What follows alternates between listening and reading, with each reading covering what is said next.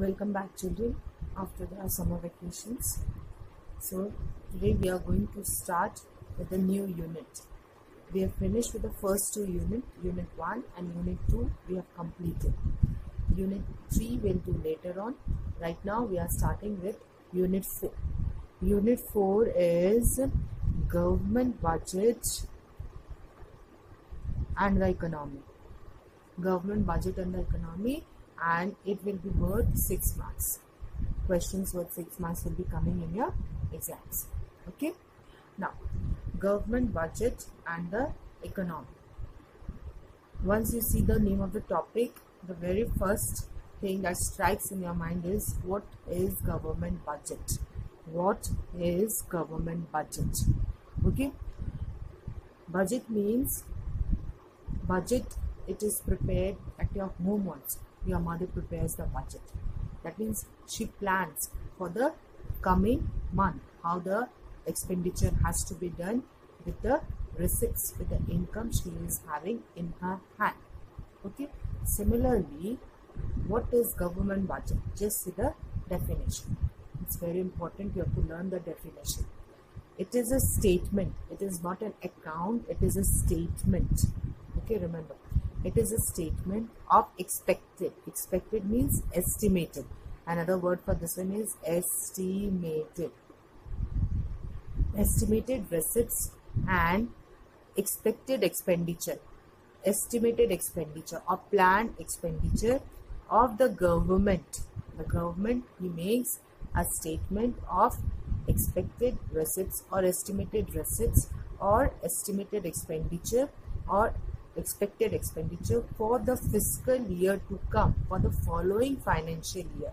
Okay, not for the present, for the following financial year to come, that reveals the budgetary policy of the government. Everything, all the budgetary policy is being revealed by the government budget to achieve the twin objective. Two objectives are what? Growth with stability. There should be growth and there should be, the government should be very stable. Growth with stability. So, what is the definition? It is a statement of estimated expenditure and receipts prepared by the government for the financial year, for the following financial year. That with what objective? With the objective of growth with stability. Please mark it up, this definition. Okay. Now, the government budget, it is prepared by whom? It is prepared by the finance minister. Okay. The government budget, it is prepared by the finance minister. Always, who is the finance minister at present? Nirmala Sitharaman is the finance minister. Okay. It is prepared by the finance minister and it has to be placed. It has to be placed in front of the parliament on the 1st of February. In India, it has to be placed before the parliament on the 1st of February by whom? By the finance minister.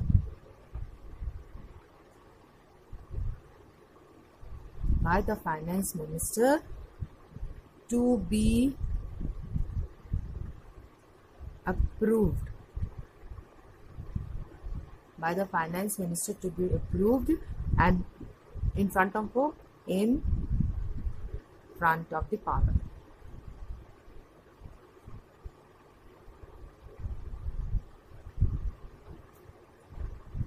Okay, on 1st of February. This date is very important. 1st of February, it is very important. 1st of February of every year, this union budget has to be prepared by the finance minister. The government budget has to be prepared by the finance minister and be approved, and it has to be placed before the parliament.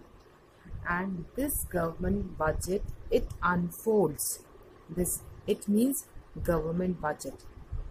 Government budget unfolds two main things. The financial performance of the government in the previous year. What was the financial performance of the government in the previous year? Okay, and all the programs and the policies programs and the policies that are to be regulated in the following fiscal year or financial year. Okay, what was the performance of the government in the previous year? It unfolds, the government budget unfolds this thing, and the other thing, the programs and the policies that are to be regulated in the following financial year is also be mentioned in the government budget. Okay. Now the next topic is, what are the objectives of the government budget? Very important, children. What are the objectives of the government budget? Very important topic. You get to write very many times what are the objectives of the government budget, or you get to explain any one objective of the government budget. There are 6 to 7 objectives that we have to go through. Okay. The first one is GDP growth. GDP growth is the foremost objective of the government budget. Okay. It is the central objective. Central objective, I've written over here. It is the central objective of the government budget, and it can be achieved in 2 ways. What are these 2 ways? Number A, by public investment expenditure. Investment expenditure. And number B, by inducing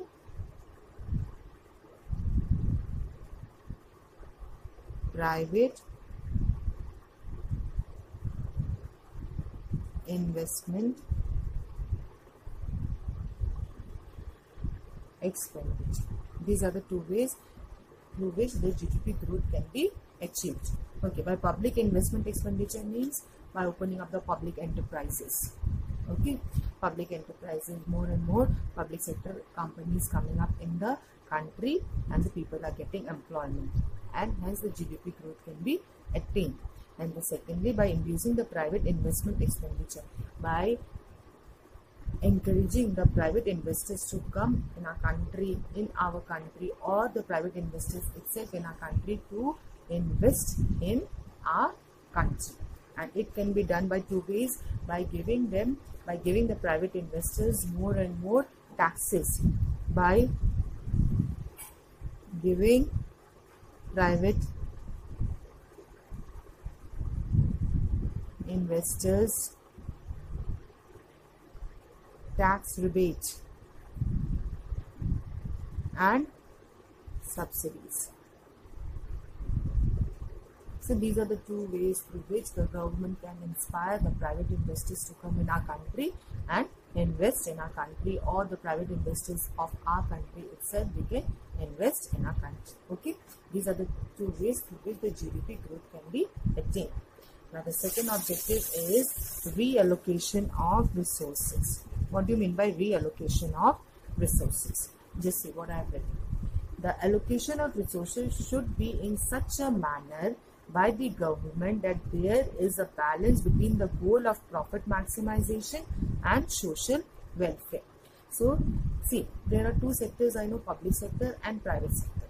Public sector, what is the objective? The public sector, their objective is social welfare, public sector. And private sector, what is the objective? It is profit maximization.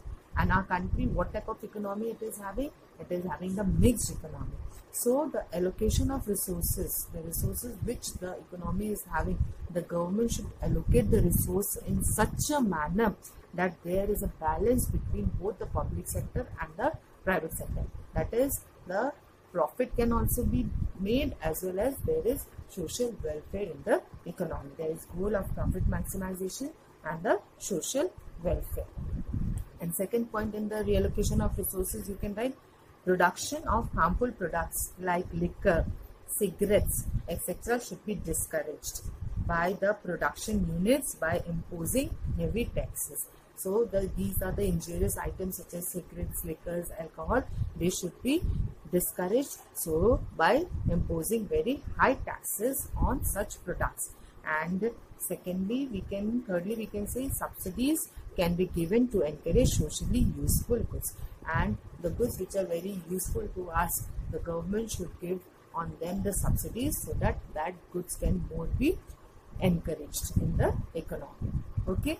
Now, the third objective is redistribution of income and wealth. How there should be distribution of income and wealth. The income and wealth, mostly we want it should be equal, but it is not so possible that there should be equal distribution. Every people will be having equal income. So but still the government wants to make redistribution of income and wealth. How it can make? By imposing taxes and giving subsidies is the fiscal instrument. Imposing taxes and giving subsidy. The government can impose taxes on the richer section of the societies and can give subsidies to the poor section of the society. So imposing taxes and giving subsidies is the fiscal instrument for the redistribution of income and wealth. Taxes should be imposed on the rich and the subsidies should be given to the poor. People below poverty line should be given food grains at low price, free education, free health care. They should be given. Okay. So these are the 2 points you can write. How there can be equal distribution, more equal distribution, not exactly the same, but there can be redistribution of income and wealth by imposing taxes on the richer section of the society and giving subsidies to the poor. And by giving the poor section, the people those are living below the poverty line, they should be given free education, free healthcare facilities, or the food grains, the basic food grains, they should be given at a very low price. Okay. Now the fourth one we'll do in the next video. Now the fourth objective of the government budget. What is the fourth objective? Balanced regional growth. See, our country is a big country and all the regions of our country are not equally developed. So it is the priority of the government, the objective of the government, that the government tries that all the regions should be more or less, every region should be more or less developed. So one of the main objective is balanced regional growth. The government policy should place priorities on the development of the backward regions of the country. The regions which are very backward in our country, those regions should be given the priority for the development. How they can be given the priority? Liberal tax laws for the backward region. There should be tax laws. Certain taxes should be exempted. They should not be allowed to pay certain taxes, the backward regions. And the electricity, it should be of low cost. Okay, so that the investors, the private investors, they become interested in investing in the backward region. If they find the tax laws are very liberal, tax holidays, they find tax laws are very liberal, or the electricity is also cheap, they would like to invest in the backward region. If the private investors invest, then that backward region can be developed into a form. It will be developed into a good developed region. It will be coming under a developed region. And second, special economic zone (SEZ) is a backward region by liberal tax laws and concession. Special economic zone should be established in the backward region, and how it can be established? Through liberal tax laws and through concessions. Okay. The fifth one is employment opportunities. Fifth objective is employment opportunities.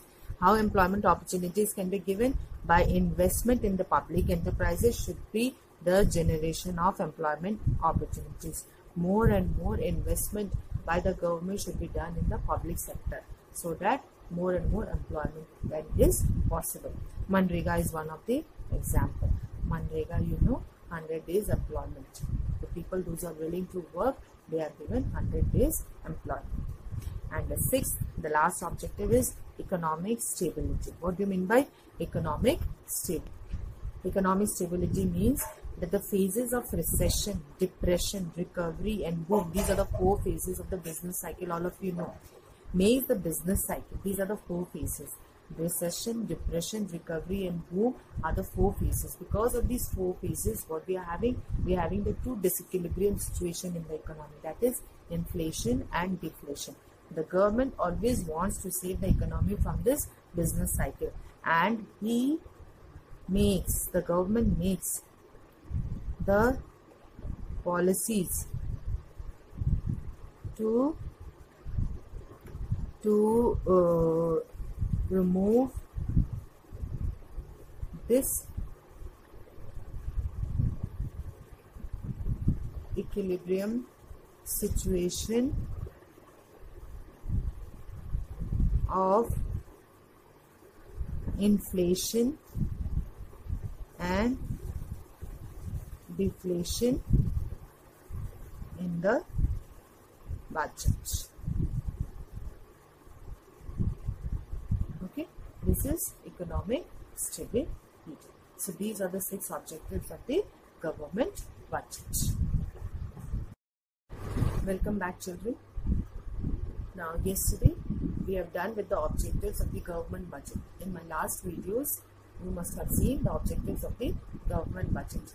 Today we'll start with a new topic, that is the structure of the budget. Structure of the budget or the components of the budget. Government budget. What is the structure or the components of the government budget? Just I have drawn a chart of the structure of the government budget, and we'll understand the chart and then we'll learn about the details of the chart. Okay, now just government budget.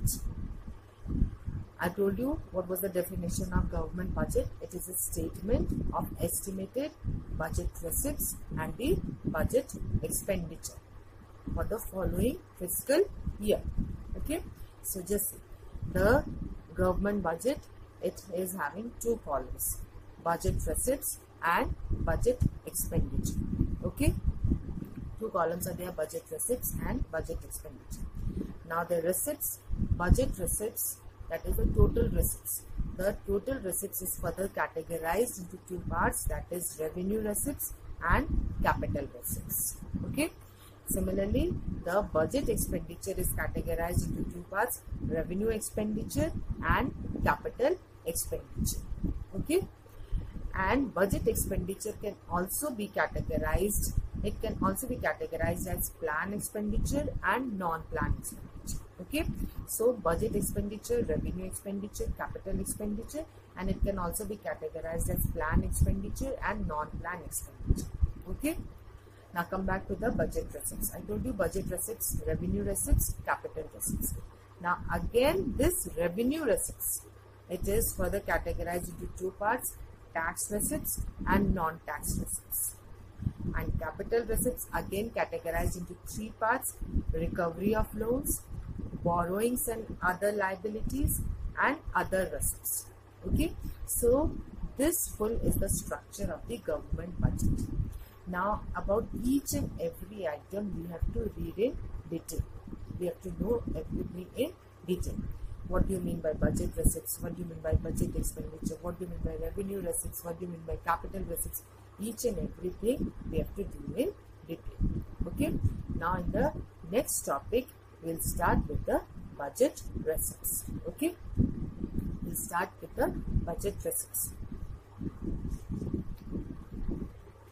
Now, budget receipts. What are budget? I told you budget receipts. Budget receipts means the total estimated receipts. It is the total estimated receipts. Total estimated receipts for the fiscal year. Okay.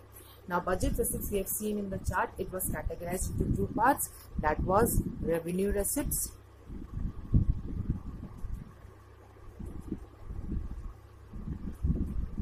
and the second was capital receipts.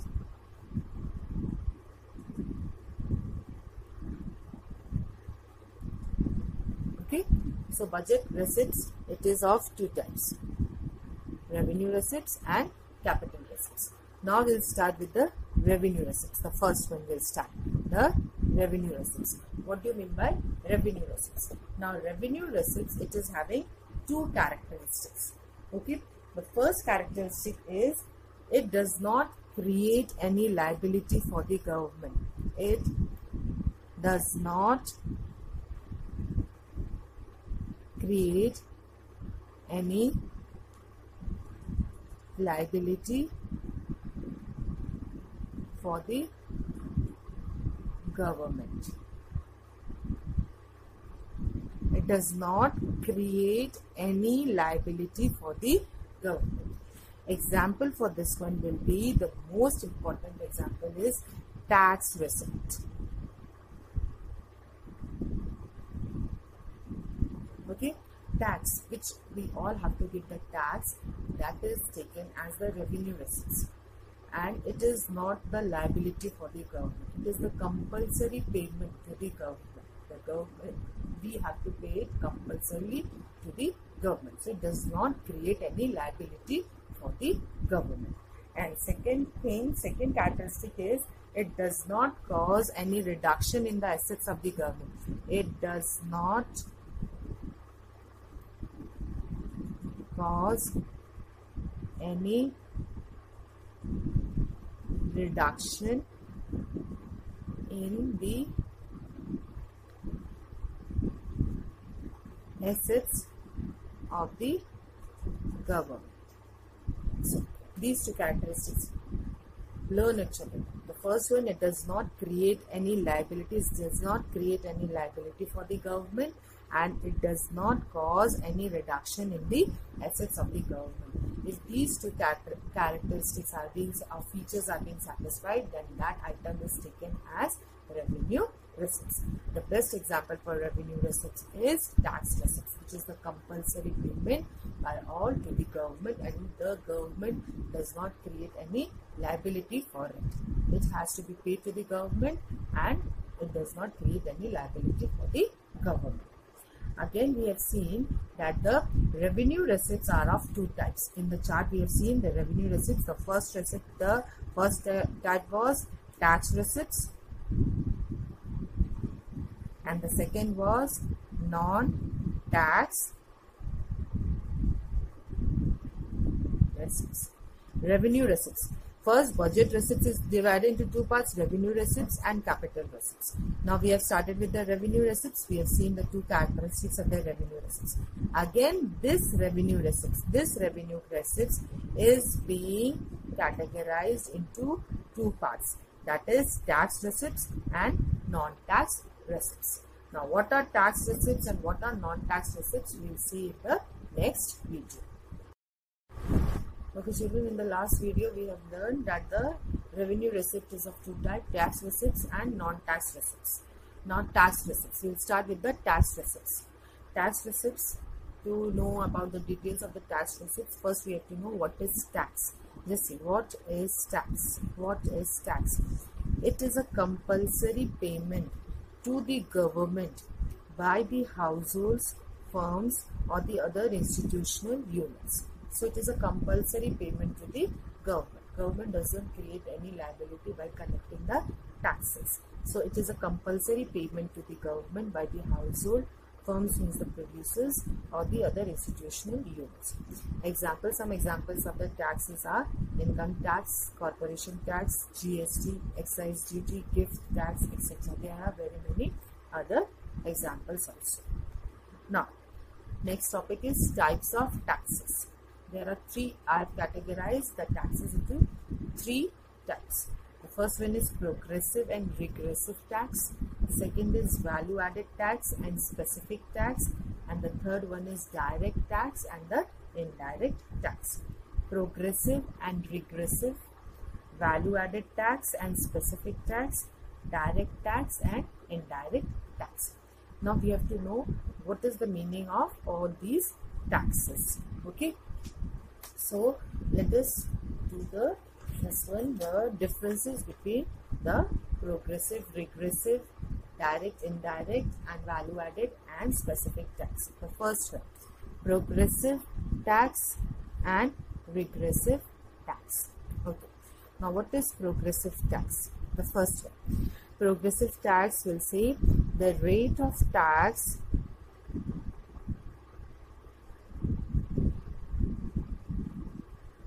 increases with the increase in the income of the person. Just see, the rate of tax increases with the increase in the income of the person. Okay. Now just take an example for it. Suppose a person is earning income up till rupees 5 lakhs per annum. Per annum. Therefore, he has to give the tax of suppose 5%. And as his income increases from 5 to 10 lakhs, the rate of tax will also increase. That is the meaning of progressive tax. Hence, I can say the burden lies on the richer section of the society. Burden lies on the rich section of society. Okay, I gave you the example and I explained.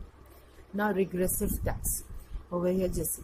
The rate of tax remains constant with the increase in the income of the person. Now just take an example. In this one, the rate of tax remains constant with the increase in the income. If a person is earning suppose rupees 5,000 per month, let us take two persons, person A and person B. Person A is earning rupees 5,000 per month and person B is earning rupees suppose 50,000 per month. Okay, now the 5,000 person who is earning 5,000 rupees per month, he has to pay 10% tax, and person who is earning rupees 50,000 per month, he has also to pay rupees 50,000, and this one 10% per month. So over here the burden will be on which section of the society? The burden will be on the poor section of the society. Burden lies on the poor section of the society. Clear? Progressive and regressive tax. Next is your, this one is the first one. Now second one is your value added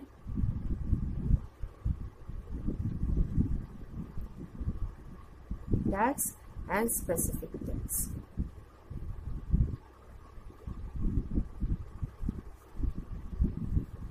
Value added tax and specific tax. What do you mean by value added? We have come across this word value added tax while doing the chapter national income. So it is an indirect tax. First of all, you have to remember it is an indirect tax. GST is the best example of the value added. Okay, and it is imposed during the production, or we can say it is the difference between value of output and intermediate consumption. Okay, it is an indirect tax. It is a difference between value of output and intermediate consumption. GST is an example. Now specific tax, it is the tax imposed on commodities on the basis of size, weight or units. This is your specific tax. tax. Okay, progressive tax, regressive tax, value added and specific tax. We have know the differences, and we'll come to know the difference between direct tax and indirect tax in the next video. Now, the children, the difference between the direct tax and the indirect tax. What do you mean by direct tax and the indirect tax? Direct tax, children. For example, first I'll tell you the example and then I'll explain. Example for the direct tax is, the best example is the income tax. So, the income tax, the tax imposed on a person, that person has to pay the tax. No one other can pay that tax. Okay, so it is finally paid by the person on whom it is imposed. The burden cannot be shifted to the other person. That is known as direct tax. The best example is income tax. The other example is corporation tax, wealth tax. Now, indirect tax. Indirect tax is the person on whom the tax is imposed, that person doesn't pay the tax. He shifts the burden to the other person. He doesn't pay from his own pocket. He shifts the burden to the other person. In direct tax, the burden cannot be shifted to the other person. Over here, the tax on whom it is imposed, he can shift the burden to the other person. That is the meaning of indirect tax. Example is GST is the best example. Okay, then excise duty. These are the best example for indirect tax. So let us start. What do you mean by direct tax? Direct tax means it is paid by the person on whom it is imposed. Okay, it is paid by the person on whom it is imposed. But over here, it is not paid by the person on whom it is imposed. It is paid by another person. By another. Okay. Second, the burden cannot be shifted. The burden of paying the tax can't be shifted. Over here, the burden can be shifted to the other person. The burden can be shifted to the other person. And the third one you will write the example. Example is over here, the best example is income tax. And over here the best example is GST is the best example. Okay, so this is the difference between direct tax and indirect tax. Now the next one is, we have to do what do you mean by non-tax receipts. Non-tax receipts. Okay, the revenue receipts is being categorized into two parts, tax receipts and non-tax receipts. Tax receipt we have finished. Now non-tax receipts. Non-tax receipts. It refers to those receipts which arises from the sources other than the taxes. Other than taxes, the government receives this revenue, that is known as non-tax receipts. Now the examples of non-tax receipts. The first one is fees. Fees is the example. What type of fees? The revenue which is received by the government in terms of fees, that is, they'll say birth certificate fees, then death certificate fees,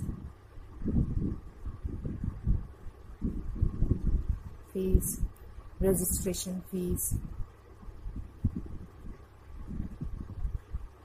So these are the different fees, etc. So in terms of fees also, the government receives the revenue. Now fines. Second one is fines. Fines means when suppose a person breaks the laws of the government, he has to pay the fine. That is the meaning of here. In that form, the government receives the revenue. When a lawbreaker, when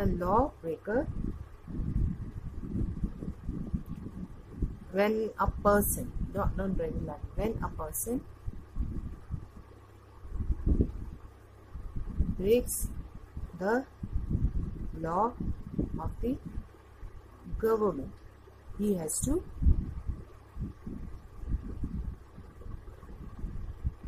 pay fines. Okay. Now, escheat, ESCHEAT. Escheat means suppose a person dies without a legal heir, legal nominee, then the property goes to the government. Okay, that is the meaning of escheat. Right? When a person